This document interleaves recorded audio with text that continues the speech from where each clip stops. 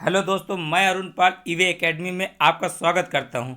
जैसा कि हम लोग हिस्ट्री से संबंधित मुगल सल्तनत के एमसीक्यू ख़त्म कर चुके हैं।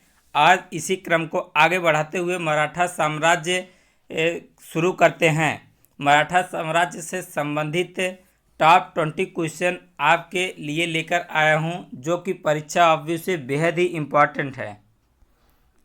दोस्तों, आज का फर्स्ट क्वेश्चन, शिवाजी की भू राजस्व व्यवस्था के संदर्भ में क्या सत्य है? ऑप्शन नंबर ए, शिवाजी ने रस्सी द्वारा माप के स्थान पर कठी एवं मानक छड़ी का प्रयोग का प्रचलन किया। भू राजस्व यानी लगान की दर आरंभ में कुल उपज का 33% थी, जो बाद में बढ़ाकर 40% कर दी गई। ऑप्शन नंबर सी, शिवाजी ने जमींदारी व जागीरदारी का विरोध करते हुए रैयतवाड़ी व्यवस्था को अपनाया। तो दोस्तों, इसके सारे ऑप्शन सही हैं। Option number D right answer. Next question,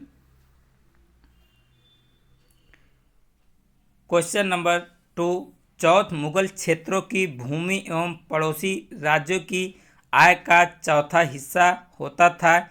इस कर को किस वंश के शासक ने वसूला? ऑप्शन नंबर बी, मराठा साम्राज्य ने। दोस्तों, मराठा शक्ति का उत्कर्ष किसी एक व्यक्ति या विशेष व्यक्ति समूह का कार्य न था और न किसी विशेष समय में उत्पन्न हुई अस्थायी परिस्थितियों का ही परिणाम था। मराठा शक्ति के उदय का आधार महाराष्ट्र के संपूर्ण निवासी थे, जिन्होंने जाति, भाषा, धर्म, साहित्य और निवास स्थान की एकता के आधार पर राष्ट्रीयता की भावना को जन्म दिया था और उस राष्ट्रीयता को संगठित करने के लिए एक स्वतंत्र राज्य की स्थापना की इच्छा व्यक्त की। महाराष्ट्र की भौगोलिक परिस्थितियां भी मराठा शक्ति के उत्कर्ष में सहायक थी। शिवाजी और अन्य मराठा नेताओं की उच्च नेतृत्व क्षमता भी इनमें भागीदारी थी। Next question, question number 3, sardeshmukhi की वसूली शिवाजी इस आधार पर करते थे कि वे महाराष्ट्र पुश्तैनी सरदेशमुखी यानी प्रधान मुखिया है। सरदेशमुखी राजस्व का कितना प्रतिशत होता था? 10%। 10% होता था। ऑप्शन नंबर ए। दोस्तों,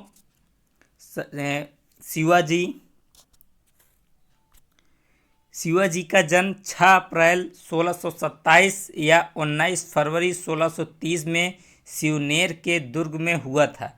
शिवाजी ने 1674 ईस्वी में राज्याभिषेक के पद पर छत्रपति की उपाधि धारण की, रायगढ़ को अपनी राजधानी बनाया। उस युग के महान विद्वान बनारस के पंडित विश्वेश्वर उर्फ गंगा भट्ट ने उन्हें छत्री घोषित करते हुए उनका राज्याभिषेक कराया। 53 या 50 वर्ष की आयु में 1680 ईस्वी में शिवाजी की मृत्यु हो गई। 1680 ईस्वी में शिवाजी की मृत्यु हो गई। Next question, question number 4, Maratha काल में अस्थायी घोड़सवार सेना एवं अस्थायी घोड़सवार सेना कहलाती थी। ऑप्शन नंबर ए।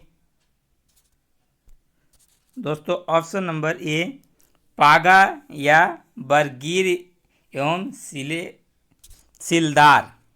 नेक्स्ट क्वेश्चन, मराठा कालीन घोड़सवार सेना में एक हवलदार के अधीन कितने घोड़सवार होते थे? 25 घोड़सवार होते थे। राइट आंसर 25 घोड़सवार। नेक्स्ट क्वेश्चन,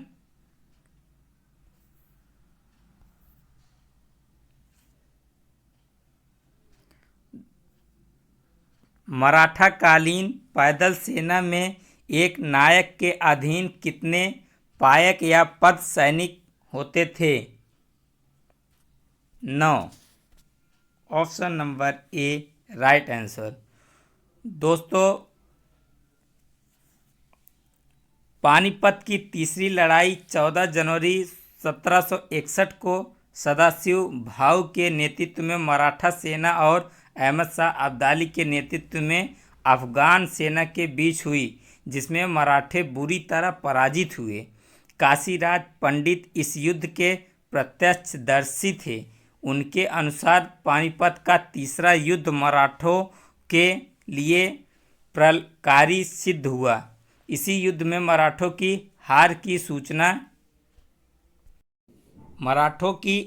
की सूचना बालाजी बाजीराव को एक व्यापारी द्वारा कूट संदेश के रूप में पहुंचाई गई, जिनमें कहा गया कि 2 मोती विलीन हो गए, 22 सोने की मुहरें लुप्त हो गई और चांदी तथा तांबे के सिक्कों की तो पूरी गणना ही नहीं की जा सकती। पानीपत की लड़ाई का तत्कालीन कारण यह था कि अहमद शाह अब्दाली अपने वायसराय तैमूर शाह के मराठों द्वारा लाहौर से निष्कासन का बदला लेना था। अहिल्याबाई मराठों के होलकर वंश की शासकीय थी। होलकर वंश इंदौर पर काबिज था। Next question. दोस्तों, मैं मुगल सल्तनत पहले जो आपको पढ़ा चुका हूँ, उससे रिलेटेड जो मराठा संबंधित से है उस चीज़ों को भी मैं आपको बता रहा हूँ। Next question, question number 7। Shivaji ने मजबूत नौसेना का गठन किया था। शिवाजी का सर्वप्रथम नौसैनिक बेड़ा कहाँ स्थापित था?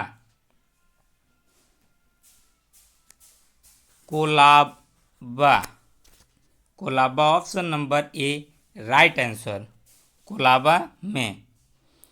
दोस्तों, शिवाजी की बात आई है तो शिवाजी के बारे में कुछ जान लेते हैं। शिवाजी ने राज्य के प्रशासन के लिए केंद्रीय स्तर पर अष्टप्रधान की व्यवस्था की थी, जिसके अंतर्गत 8 मंत्रियों को नियुक्त किया गया था।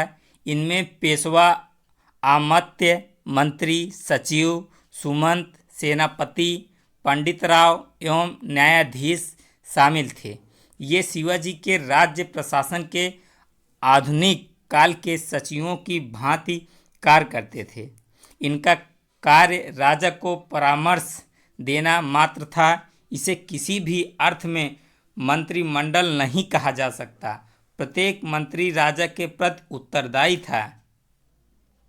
Next question, question number 8। किसने प्रतिनिधि पद का सृजन किया, जो पदक्रम में पेशवा से भी ऊपर था? Raja Ram. Option number B right answer, Raja Ram. Next question. Shivaji के बाद क्रमशः दूसरा छत्रपति एवं दूसरा पेशवा कौन बना? संभाजी एवं Kavi Kalash. Option number C right answer.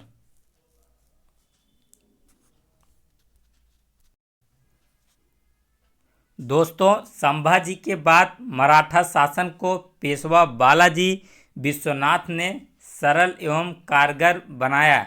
Maratha Chhatrapati Shahu के बालाजी को पेशवा के पद पर नियुक्त किया। नवंबर 1713 केवल बालाजी तथा उसके परिवार के लिए ही नहीं अपितु संपूर्ण मराठा जाति के लिए भी महत्वपूर्ण था, क्योंकि इस समय से सत्ता छत्रपति के हाथों से निकलकर पेशवा के हाथों में स्थानांतरित हो गई थी। बालाजी विश्वनाथ की सबसे बड़ी उपलब्धि मुगलों तथा मराठों के मध्य एक अस्थायी समझौते की व्यवस्था थी, जिनमें दोनों पक्षों के अधिकारों तथा प्रभाव क्षेत्र की विधिवत व्यवस्था की गई। Next question, question number 10।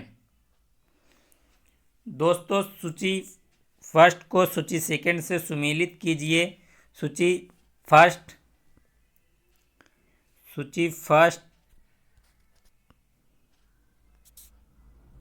Sorry दोस्तों, सूची फर्स्ट छत्रपति, ए संभाजी, बी राजाराम, सी ताराबाई। साहू सूची सेकंड शासनकाल। दोस्तों, इसका राइट आंसर हो जाएगा ऑप्शन नंबर ए, राइट आंसर, जो कि कुछ इस तरीके से बनेगा। Next question number 11।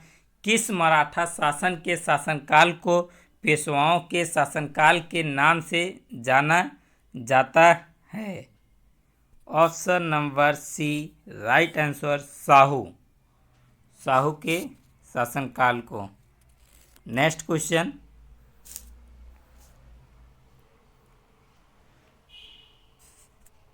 मराठा मंडल एवं मराठा राज्य संघ की स्थापना किस पेशवा के समय में हुई? किस पेशवा के समय में हुई? बालाजी विश्वनाथ के समय में। ऑप्शन नंबर ए, राइट आंसर। दोस्तों, बालाजी विश्वनाथ का शासनकाल 1713 से 1720 1713 टू से 1720 ईस्वी के बीच है। 1720 में साहू ने बालाजी विश्वनाथ के बड़े पुत्र बाजीराव प्रथम को पेशवा नियुक्त किया। बालाजी राव प्रथम का कार्यकाल 1720 से 1740 ईस्वी तक था। बाजीराव 1740 में बाजीराव के मृत्यु के पश्चात पेशवा बने तथा 1761 तक पेशवा रहे। माधवराव का शासनकाल 1761 से 1772 ईस्वी है। नेक्स्ट क्वेश्चन मुगलों एवं मराठों के बीच हुई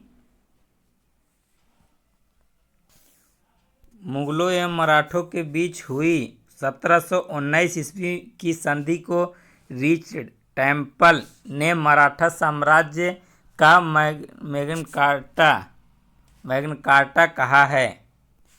यह संधि बालाजी विश्वनाथ एवं सैयद बंधुओं ने किसके नाम पर की? Option number A, Maratha Chhatrapati Shahu एवं मुगल बादशाह Rafi-ud Rajat, right answer. Next question Maratha साम्राज्य की सबसे बहादुर महिला कौन थी? Tarabai, right answer, Tarabai. Next question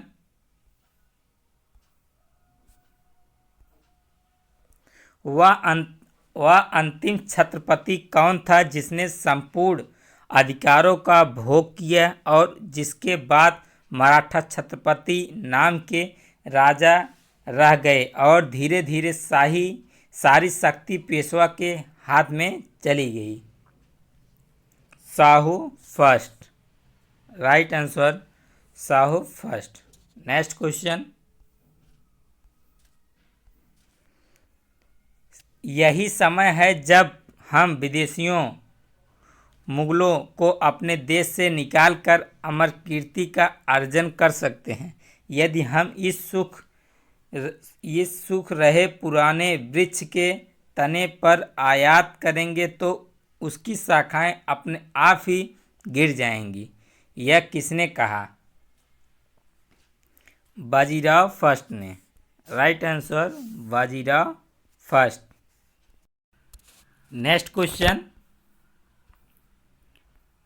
किसे लड़ाकू पेशवा और हिंदू शक्ति का अवतार कहा जाता है? बाजीराव फर्स्ट को, राइट आंसर। दोस्तों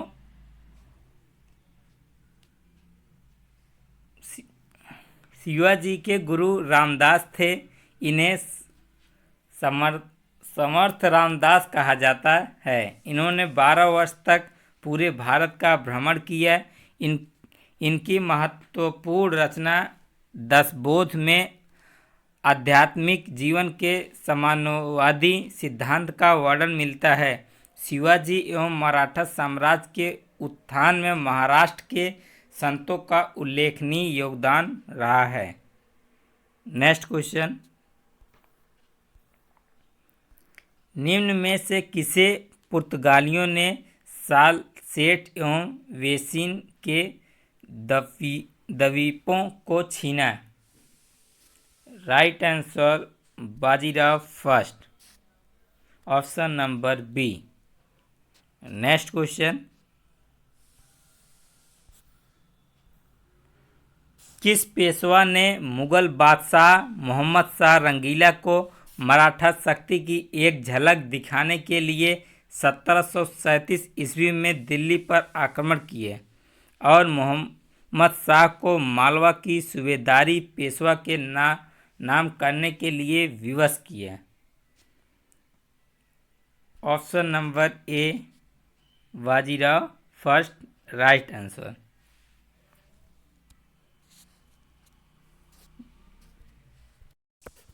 नेक्स्ट क्वेश्चन, जो कि हमारे वीडियो का लास्ट क्वेश्चन है, किसके समय में मराठा शक्ति अपने चरमोत्कर्ष पर पहुंची तथा साथ ही मराठा शक्ति का पतन भी आरंभ हुआ? ऑप्शन नंबर सी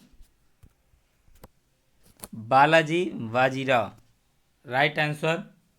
दोस्तों मराठा काल में सरजमी प्रथा भू राजस्व प्रशासन से संबंधित थी।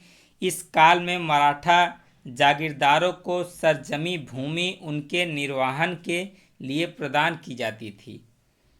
दोस्तों अभी स्टार्टिंग में आया था राजा राम की मृत्यु के बाद उनका अल्पवयस्क पुत्र शिवाजी द्वितीय शासक बना तथा राजा राम की मृत्यु ताराबाई उनकी सरछिंका बनी। ताराबाई एक तेजस्वी महिला थी। उसने मुगलों से संघर्ष जारी रखा तथा रायगढ़, सतारा एवं सिंहगढ़ के किलों को मुगलों से छीन लिया। राजा राम 1689 से 1700 ईस्वी तक साहू के प्रतिनिधि के रूप में मराठों का नेतृत्व करता रहा। राजा राम की मृत्यु के बाद उसकी विधवा पत्नी ताराबाई ने राजा राम की विधवा पत्नी का नाम ताराबाई था। ताराबाई ने अपने 4 वर्षीय पुत्र को शिवाजी द्वितीय के नाम से गद्दी पर बैठाया और मुगलों से स्वतंत्रता संघर्ष जारी रखा। औरंगजेब की मृत्यु के समय मराठा नेतृत्व ताराबाई के ही हाथों में था। दोस्तों ये हमारे वीडियो का लास्ट क्वेश्चन था। दोस्तों इस वीडियो को लाइक करें, चैनल को सब्सक्राइब करें और ईवे एकेडमी के डीएनए टेस्ट को आप सपोर्ट करें, अपने दोस्तों को जोड़ें, चैनल को शेयर करें। ईवे एकेडमी के तरफ से आप लोग को धन्यवाद कि आप लोग सपोर्ट कर रहे हैं। लेकिन दोस्तों अभी हमें और भी मेहनत करना पड़ेगा। बस थैंक यू दोस्तों फॉर वाचिंग।